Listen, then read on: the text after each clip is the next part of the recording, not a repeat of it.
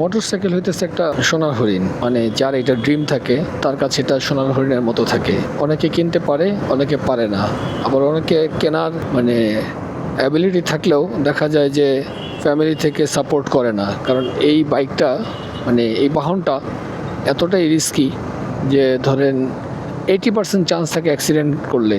হাতির ঝিলের যে রাস্তা, এখানে কিন্তু অনেক মোটরসাইকেল অ্যাক্সিডেন্ট হয়েছে, অনেক মানুষ মারা গেছে, অনেক ইয়ং জেনারেশনের ছেলেপেলেরা বেশি মারা গেছে। বিকজ এখানে যে পরিমাণ, এটা আসলে রোড, পাবলিক রোড, এটা রেসিং ট্র্যাক না। তো ওরা এত স্পিডে চালায়, তো এখানে 80-100 কিলোমিটারে টান দিলে বাইকটা তো কন্ট্রোল করতে হবে। দেখা গেছে যে ওইখানে মানে কন্ট্রোল করতে পারে না, আঁকা বাঁকা রোড, দেন হচ্ছে যে মানুষ চলে আসে, গাড়ি থেমে থাকে, মানুষ দৌড় দেয়, অনেক কিছু, অনেক কারণেই দেখা যায় অ্যাক্সিডেন্ট হয়ে যায়। তো অনেক ফ্যামিলি এই অ্যাক্সিডেন্টের ভয়ে আসলে গাড়ি, বাইক, মোটরসাইকেলটা আসলে দিতে চায় না।